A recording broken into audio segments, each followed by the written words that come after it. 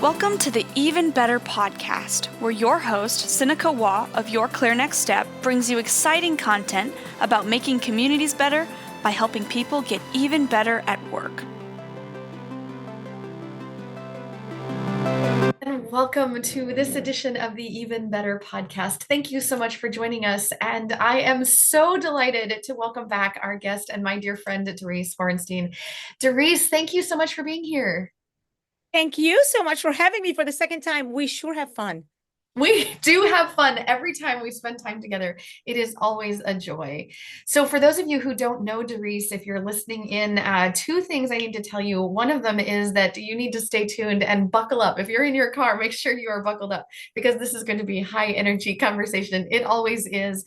I have very recently described Dorice as joy with skin. She is just so full of energy and so full of life, and she is a resilient speaker, and I've encountered her on the speaking circuit a couple of years back, and just I know that when I spend time with Dorice, I am inspired, I am motivated, I have more energy to go about the rest of my day. I know that she brings her background in education, her background in positive psychology, her background in the things that she knows, and her real life experiences in helping people thrive in the moment that they're in. And so she's got great stories, and just a genuine person who shows up wholeheartedly in the moment that she's in. And it is my joy and my delight to make sure that you hear every word that she has to say. So Dorice, thank you for being here again. Oh my God, I just have goosebumps with this kind of introductory. Oh my God, thank you so much. I've always connected with you from the first moment I saw you in, I think it was not Ohio, Iowa. I think it was an Iowa PMI. And I was like, okay, I need to connect with this woman, Sinikka. She seems like really fun, and I need fun, and I like fun. And she's also very deep and thoughtful. And so I love our connection. I love that we can, within seconds, go into real conversation and go deep and not stay in the surface, which sometimes, in relationships, you can't go with everybody deep down. So I appreciate you. Thank you. Thanks, Dorice. So we're here today talking about your new book. So you're going to a second book here. You're going to Choosing. Oh my goodness, I'm so proud of you. I know. I must love torture because here I am. The first time I think that we had the conversation was about my first book, Moments of the Heart, and in combination with positive intelligence and me being a presenter and a coach and a trainer in positive intelligence. Well, life has evolved a lot because as I continue to coach and continue to present, one thing that kept coming up is the choices that people have to make and how hard it is to make the right choice. Some people get stuck and don't make any choice. They don't do any move. They make a choice in their mind, but it doesn't actually become a reality, that choice. So I was intrigued by that concept. And I thought to myself, over the last 2.5 years, I said, what is it about choice that sometimes people have a hard time making? Now, some choices, I call them eternal, like forever. You make a choice and it's forever. And some other choices are internal, right? Inside. So give an example, like an eternal choice is becoming a parent. Oh, right? I mean, yeah. you can't say, all right, I've got that kid, I've been there, done that, go back. You can't do it. Once you have a kid, you got a kid. Now it's how you're going to move forward. And some choices are more internal, a mindset shift, a decision that you make about how you show up in this world, right? And another external, not eternal, but external is finding a different job or, moving to a different country, right? So there is all these choices. And as I was coaching people and living life, because we do live life, all of us, every day we live life, thinking, how are the choices that I make or the people that I see make, how do they work out? How often do we regret choices that we've made? If we chose to get angry or chose to stop a relationship, what is the effect of that later on? And I also realized that we are 100% product of our own choosing. Mm. And I think that's hard sometimes for people to come to terms with that, because they think, oh no, it's somebody else's fault that I'm this way or that way, that I chose here and I chose there. And I think in most of the cases, the choices that we make as adults are our choices. And it doesn't mean that it was the right choice. It doesn't mean that it was a good choice, but we become what the choices are. And, who said, you make one decision and it's a mistake? Okay, but if you make several decisions that are mistake, you're actually choosing that. You're actually choosing choice. It's not that exact phrase, but it's something similar to that. And I think it is really true. So I sat over the last 2 years and start thinking about choice. I mean, no, right? Me sitting for the last 2 years. Never happened. I've never seen you sit anywhere, Dorice. Yes, usually I carve myself 2 hours every day to sit and think about things that are bigger than me, or not the urgent things that I need to get done. I have that time that usually it's like early in the morning. I get up. I have my little habit, my little structure, my little routine that I love. First of all, I work out. Okay. That's before I sit down. I work out because it's important for my physical fitness, because it helps my mental fitness working Right. out. So I always do that. And, and then I get ready for the day and then I sit. Now, I have the gift of older kids that are not longer in the house running around. So my house is for me and my husband. So when I need quiet, I have quiet. And in that quiet, not everybody has that choice. So I am very blessed that this is the right time for me to do this deep thinking. So I was thinking about it and I thought, if I can, and I think that I made good choices in my past. I mean, I have looked through my life. There's some good choices that I've made. The way that I came to America, the way that I received the education that I received, the work that I've done, when I left the work that I've been doing for 30 years in the education to do what I do now. All of them were choices that made me come more closer to my purpose and the meaning of life. So I thought to myself, Doris, sit down and see, what is it that analyze without judgment of anything, how you make decisions and how do you choose the right thing. So I came up with this 6-word acronym, and the word is choose. So CHOOSE. Oh, okay. I see where we're going here. All right. Yes. So the first step, and I want to take you through it and we can play this along. Yeah, let's do this. The first one is C. Okay, we're gonna start with the Yes, C. just so you know, I was speaking at a youth leadership Rotary conference. Oh, And yep, Ryla. yeah, Ryla, exactly. And I made them cards. Ooh, very nice. And I divided so you can see I can two see it. bullets. Yep. Yep. And then I divide them into groups. And after I gave this introductory and all that, they worked in groups of 3. Okay. And they looked at each and every step as they were thinking about the choice they need to make.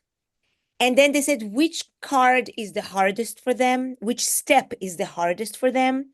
Which step is their go-to?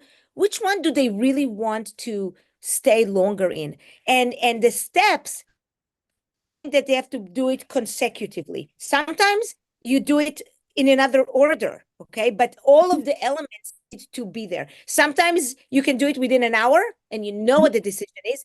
And sometimes you sit with one step for 3 weeks, 4 weeks, whatever it is, until it settles in your system. So I want to take you through that steps.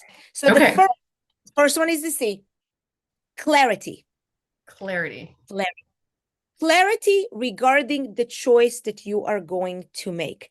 And that means, first of all, realize, is this a choice that you make, or is this a choice that somebody else needs to make and you somehow butt yourself in? So is this choice? Sometimes we step into arena when it wasn't even our choice to make. And sometimes we think that we have the right to do that. So the first step is getting clarity and gathering the information around it. So what is it, the choice? Is it mine? Is it theirs? What is the fact on the table? And for that, in the book, it is more of the education piece. I talk about the saboteurs. I talk about the sage. I talk about a PQ format. I talk about what is a PQ. So because you can't make a decision or a choice that is for you without understanding what it is. So in the book, in that clarity section, I bring that piece of knowledge, understanding who you are in that process of making that choice. And by the way, in the book, each step has several entries, anywhere between 5 and 7 entries. And after each entry, similar to Moments of the Heart, there is your choosing moment question. Oh, lovely. And, yep. And then those questions and other supplement material is appearing in a workbook that everybody that purchased the book can download the workbook edition. And in the workbook edition, there is the assessment that they can take. There is even an audio link that people can listen to a PQ session with me recording it, that I recorded it. So the workbook is very rich with materials and supplement readings for them if they choose. Yeah, I think it's really lovely. And so that is the first step. The first step is, okay, let's get clarity. So here it is. So I can show you that the clarity step is your opportunity to achieve a clear understanding of the decision at hand and gather relevant information. Understanding your why exposes the underlying reasons for considering this choice. So ask yourself, why is this decision or this choice needs to be made right now? Yep. No, that makes really good sense. So it's funny that not funny like it, not funny, haha, but consistent that you and I would have such strong bias for clarity as being such an important first step, right? So even in the name, Your Clear Next Step, this is what we do. We help people move forward in what they're doing. But the brand name, Your Clear Next Step, it's your step, not mine, right? It's always helping others. It's your step, but you have to have clarity before action. It's your clear next step. You have to have clarity before you figure out what's next. And it's your next step, the very next thing you do, and then you can help take action. But I'm right there with you. Clarity has to be first. You got to get clear on what you're trying to do and why. And why. So, don't we love each other? How our brain works. I love it. I just wildly, love it. Okay. Wildly supportive. All right. Wildly supportive. Okay. The second part is the H. The H. And the H stands for honor. Honor the feelings that you have at the present moment. Because sometimes it may not be a choice you want to make, right? Sometimes it's a difficult choice that you may feel like I have to make it, but it doesn't feel right. You're sad. You are, there's maybe a place of regretting, maybe a place of shame in there. So honoring the awareness that you have in making this choice and respect those feelings. Don't shove them down, because what I've noticed in my life when I say, oh, I have to do such and such, but then I have this resentment inside and I try to shove it down, the choice is never a good one. So the important part here is once you get clarity, honor your feelings. You pay attention to them because that small voice is talking to you. And often we regard what other people say intuition or something that is a small voice that speaks, but we're not willing to hear it. So in that, honor your feelings about that and speak about that and converse about that with a coach, with a friend, with your spouse, with your partner, with your children, whatever that your support system is. So that to me is needing. And so in every step, I use a different sage power. And this one is the power of empathy. The first one was the power of exploring. exploring what is going on. The second phase, the honor, is the empathy. Have compassion, love, empathy to where you are now. Okay. And love yourself even through that struggle of making that choice, because that choice sometimes may be a hard choice to make. I've known some clients and friends that have a really difficult choices that they needed to make. So honor those feelings. Understand, feel the knot in your stomach, and understand why is it there. Okay. Yeah. So that's the second. Your feelings are your feelings, and you're allowed to have those, and I love that word, honor them. They're coming from the richness of who you are, and it's okay to have them. That your feelings are valid, and they're part of what makes you you and authentically you, and bring them to light, voice them, feel them. Feel That's them. so And yes, and so then is my positive intelligence hat on. Positive intelligence, we call it PQ.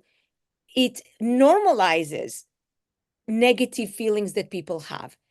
The task on us is to own it and to understand again the bigger why of what is behind this. What is behind this that makes me feel in that certain way? So we don't want to say, oh no, don't feel those negative feelings. Honor them. It's normal, it's human. And then say, now what? And for that, now what, we go into the third step, which is the first O. And the first O is openness to options. Openness. What is other opinions? Maybe there's other choices. Where is your curiosity in this choice making? There is a lot of opportunities that people have, but sometimes when we are in a tunnel vision, we're unable to see what else is out there. And that has to, of course, do with our mental fitness. The more we are sabotaged, the more we have saboteurs on us, the less we are able to explore other options, because the place in the brain where options are is the right side of the brain. It's in the middle pre-cortex of your brain, right? The middle. So in that empathy circuitry. So what happens there is when we are sabotaged, we're operating more on the left side of the brain, right? In the brainstem, in the limbic system. So how do we then move? And in that place, in the openness, we also have to use the innovate game. And when you do the innovate game, according to intelligence, the innovate game is without judgment, right? That's the openness, that we do not allow the judge to interfere, because the judge will make us feel blame, shame, guilt, anger, all this time, and it will suck our energy from actually doing the thing we need to do. So in that place of openness, like, be curious. I mean, is there only one choice ahead of you, or there are other things that you may have not considered? right. What are all those options? What are all those options? Yes. So I call it covering the hidden factors, because we have them, right? Yeah. And now, and you can't get to that. So I'm gonna pause for a second here, because you can't get to that. Oh, you can't get to that openness to options unless we've gone through that really important stage of empathy, of honoring the feelings. And I want to go back to that one for just a second, because it's not enough to just say, oh, I have these feelings. You almost have to work with them, to voice them. And I'm going to make that distinction here, thinking about some really painful exercises that I may have gone through or worked with others through in these kinds of decision making. With that, it's not I am ashamed, but I am feeling feelings of shame, or I have feelings of shame. Where are they coming from? What's the source there? Wrestle with that so you can set it aside and then get to the options, right? I love that. I love that. Coming back to the root, and I always say it in you've listened to me for, I think, a couple of talks that I've given. I always go back to the champion that we all are inside. And the events in our life sometimes clutter this realization that we are a champion. So honoring our feelings, allowing us to feel those negative emotions, and at the same time saying, is that all there is? Can I, even with those negative feelings, I am here a priceless, indispensable, amazing human being that have so much to contribute because I use that empathy, that love toward me, that I am worth it. I'm Whatever worth that it. is, I'm Yep. worth it. You know, Yep. that to me is amazing. So then we go to the Yep. second The O. second O. Okay. Yeah, because there's choose. The second O, oneness. Oneness. Are you in one and unity with the choice that is right now in front of you? Mm. Are you in line with your awareness? Are you having coherent within yourself? Do you feel when you make this choice, do you feel a sigh of relief a little bit? Like, that's it. It feels right in me. In Hebrew, the word oneness means shlemut, which means whole, to be whole. In that phase of the oneness, do you feel whole? It's more deep down into your soul and understanding that you can't control anything else around you but you yourself in that choice that you're making. And I think that to me, I think to me, this is one of the most important part of making a choice is how do you feel inside of you? Mm. And that has to do with that trust that we talked about earlier before we got live. And that has to do with that faith. And that has to do with finding the meaning and the purpose in where we want to find ourselves. And the sage power that we use in this part of the traveling through the journey playbook is the navigate. Meet yourself 10 years from now, 15 years from now, 20 years from now, and ask a question. Is the choice that I'm making right now aligned with my purpose of being on this earth? Does it ring and feel right inside of me? And listen to your body, because our bodies send us messages all the time, all the time. And sometimes we don't listen to those messages of our Oh, for bodies. sure.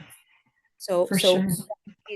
that is that impact of that choice in a way that is extremely internal. Oh, that's so interesting. So one of the other podcast guests that we had, Yana Mitsoda, was talking about the power of dreams, and that when we are not at one, when we are not at peace, when we're not at ease, when we're not aligned and centered with ourselves, that disturbance, that disrest, that discomfort will often show itself. I mean, this is not new. I'm not saying anything that we don't know, and we haven't known for eons, right? We've known this forever, but it'll often manifest itself in disturbance, right? It'll show up in our dreams, and it'll show up in disrest, and it'll often show up in our physical discomfort. We know this, right? We know this, and so this idea of oneness. Mm-hmm. This idea of oneness, are you comfortable? Are you like calling a name to? I love that you've done this, Dorice. I love that you're calling it out. You're saying, okay, hang on, you made it halfway through. You took your first three. Now stop. Now stop and pay attention. Self-aware. Be mindful of this divinely created self that you have in all of yourself. Are you there? Are you wholly centered with this choice? Are you at peace? Are you at peace? Are you at peace with that? And isn't it the word for peace in Hebrew is also come from the same root as the word whole? Mm, of course it would. It's the same word. Peace and whole is the same. So understanding that, and then going and visiting back also the honor your feelings, right? There's a connection between being in oneness and honoring those feelings. And then understanding what is the impetus, what is the source, the seed of those feelings, if they were feelings that are stemming out of fear, let's be in the oneness stage and says, what are we really afraid of? What is really stopping us from making that step, making that choice, making that decision? And I think being in that place aligns you. And I love that it is literally in the middle of the choose. It's in the middle. Step number 4. Okay, before we go there, so pause for just a second. If you have just been listening to this and you've been driving, make sure you didn't miss your exit because you got so enwrapped in this that you forgot where you were going. So pay attention, look around. Are you still on the right road?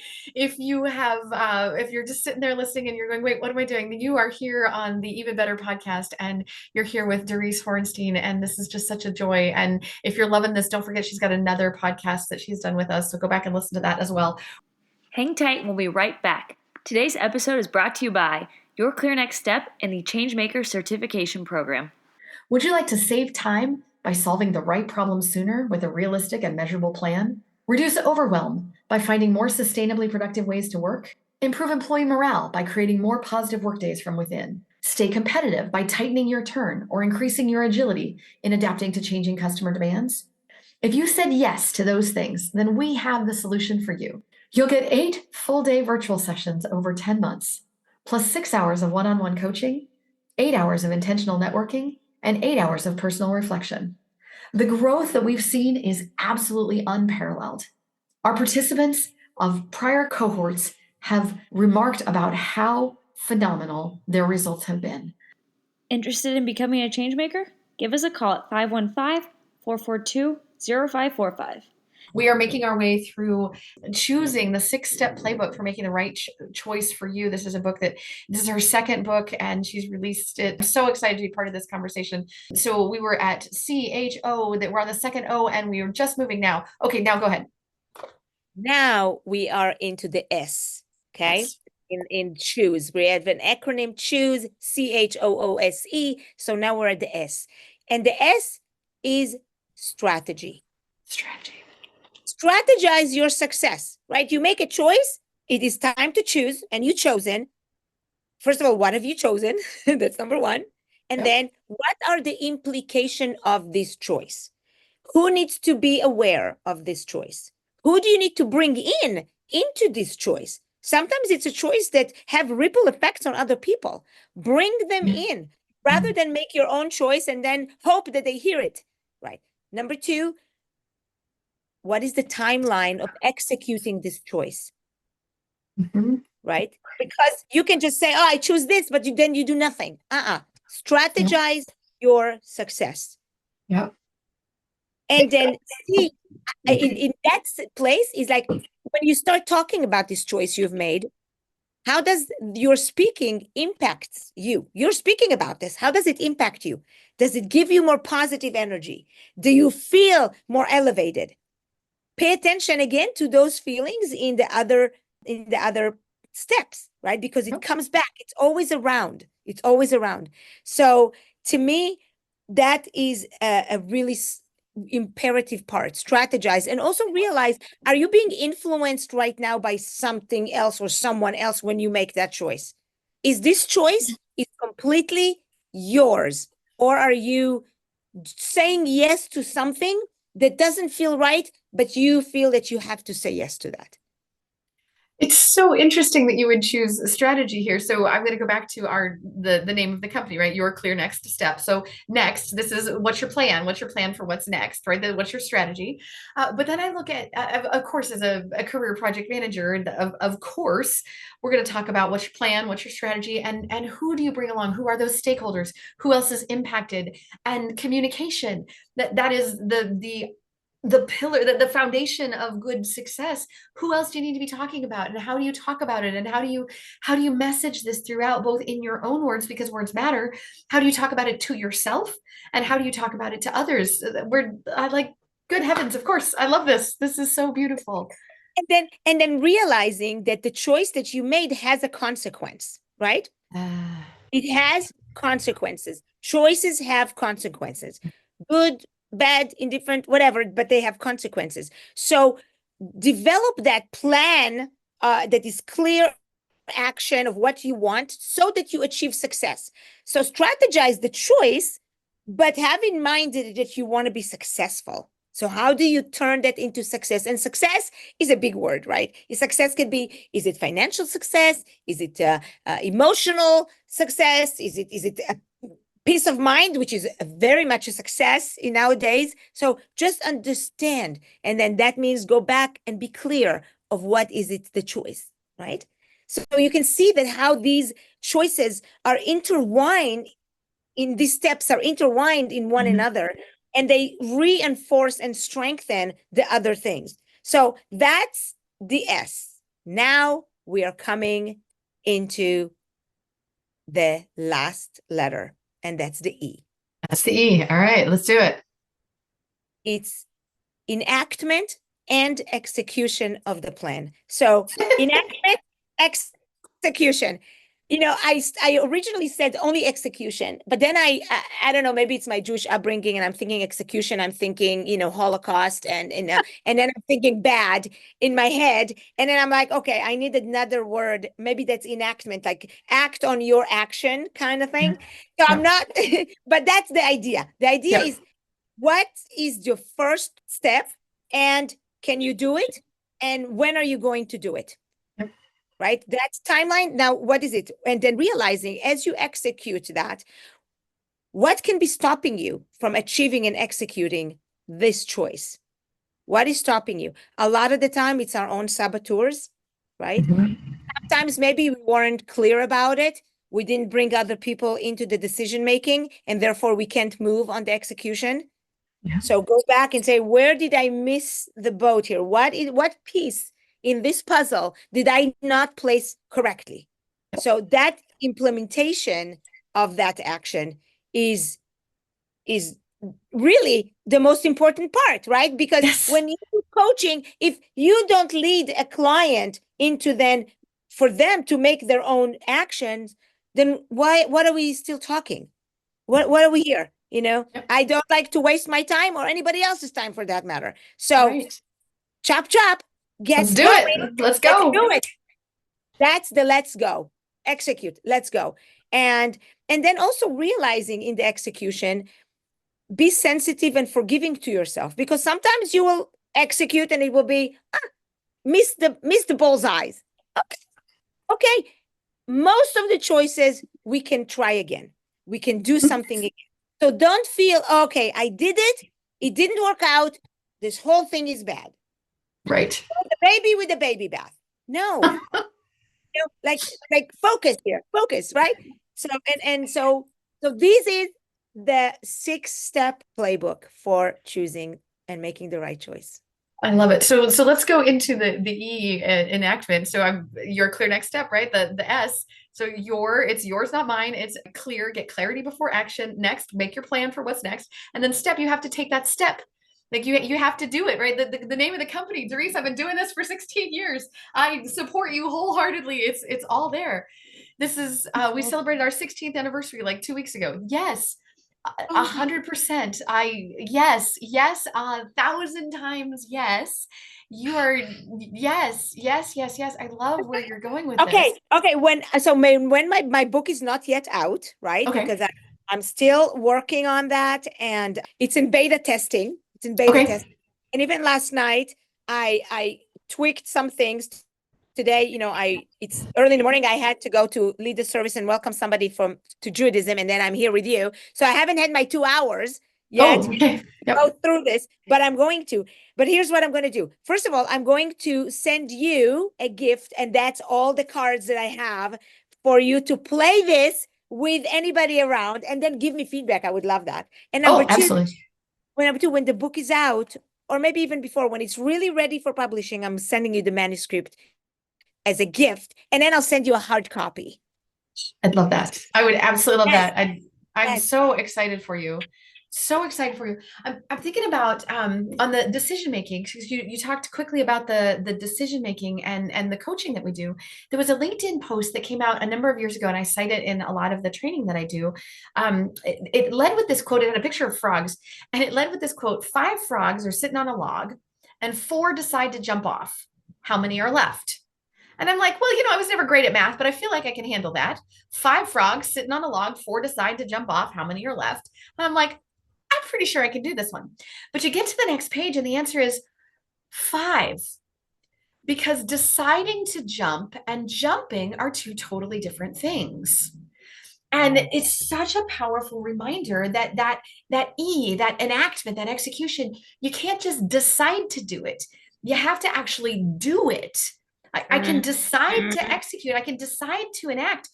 That's great. I can decide all day all day long. But if I don't actually jump, if I don't actually do, the thing's not going to happen. The choice isn't going to get made. The plan isn't going to get executed on, and I'm not going to be any better off than I am right now. Exactly.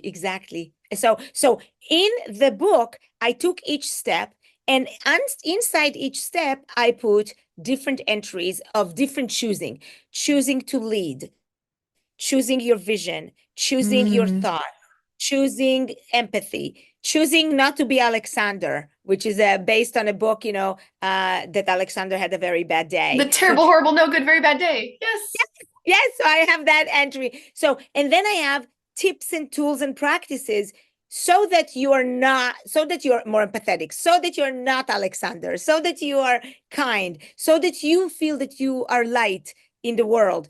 And the very last entry is choosing to change, because that's what it all is about. Choosing to change is agreeing that change is something that even happens to our skin, right? Our skin changes. It peels and new skin. So if the outside of us changes, why not the inside? Why not open the inside to some of the changes that we want to see in the world and in us? Start now. So that is my end of my book. And it just takes choosing resilience is another one. I mean, there's all sorts of topics within each section that I put in, thinking that will fit most, very nicely in that particular unit.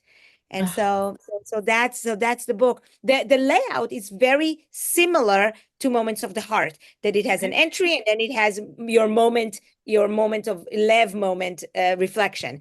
This one has more detailed, it's deeper, and then it has the moments of choosing and really asking you to engage in that choice. And how does it feel? Choosing not to gossip, choosing the things that could be good in a professional setting, as well as your own private life. Yep. Choosing to move on, choosing to let other people help you, so all sorts of choosing that I have. And I had over 40 choosing, and it is overwhelming for people to see all this. So I am right now in the place where I am tightening the belt. So we're getting smaller in size so we can fit, so we can go deeper in and not have the reader feel overwhelmed. Maybe fewer. So I love the idea, as you have more resources available online, maybe fewer in the book, but more like just a list of here are all these kinds of choices, that the 40 or more available on the web resources. Fewer in the book, but more. I love that. I love that idea. I didn't think about that. You just opened my mind to a whole new thing, because, as a writer, as an author, you feel like this is your baby. So it's like, why would I take one word out of there? I don't want to take one word out of there. All that words are going to be in, even if it kills us all. And the thing is, it doesn't have to have all of it for the meaning to come through. So how do I still keep that energy and meaning strong, but without doing it for so long? Right. Laser. So this is the challenge. This is the challenge, because I feel like, just I felt in the first book, it's a pregnancy, and I am right now, not 9 months pregnant yet, but 8 months. And it's not very comfortable. It's not very comfortable. I was like, okay, it's summer. I'm 8 months pregnant. Can we be done? But then, as we all know, good things take time to come to fruition. I know it from the first book, and it's no different with the second book. So, you're in. I'm in for it, and it will be great. And my wish is for every conference to purchase that book for the conferences that that I'm invited to. That would be amazing. That would be absolutely amazing. Besides, of course, being on Amazon and all these other sites, Right. it would be really wonderful because it will set up a new culture at work and at home. It's a positive book about, That's yeah. So I'm excited. really, really lovely. Oh, I'm excited for you. I can't wait to see how you continue to move forward in this journey, Dorice. It's so Thank lovely. Thank you for sharing this with me. Always a pleasure being here with you. Always. Such a joy. So this would not be the Even Better podcast if I did not ask my trademark question. What's making you even better these days? Even better these days. First of all, right now, that made me even better. Just being here with you in a time when the world is not very predictable and there is some negative things happening in the world and in my own country of Israel. So that started my absolutely beautiful morning. And so I thank you because you make it even better for me today. Yes, absolutely. And having said that, I think what will make me even better is in light of what's going on in the world and in light of even in the United States and in our own lives, there's so much bubbling under the current. You can see bubbles under the current. And I think what makes me and will continue to make me, and I need to continue practicing that, is patience. Patience, and knowing and believing and having faith that things will turn out to be okay. And it's that patience that sometimes I don't have, and I want the results yesterday, like why wasn't happening yesterday? That is the practice of, I think, ultimately in life, is to be patient and work hard, do the things you need to do, make the choices, do the enactment, and at the same time, be patient with results and be patient with what life is bringing our way, because it's not only our time, it's time, whatever above us tells us. And that's, of course, marrying into the faith and the belief. And that's exactly how we started this talk today. Maybe before starting our recording, is that faith and that belief and that trust that allows us to be patient and to knowing that things will be okay. Oh, that's so beautiful. What a great way to wrap us up. Dorice, thank you so much for your time today. Thank you, my dear. Thank you. It Always was a fun. joy. It was a joy. And for those of you who are listening, thank you so much for listening in. And on behalf of all of us here at Your Clear Next Step, we hope the rest of your day is even better.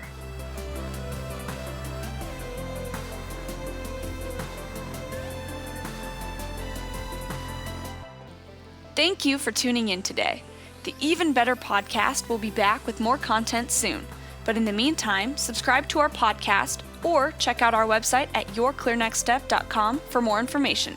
See you next episode.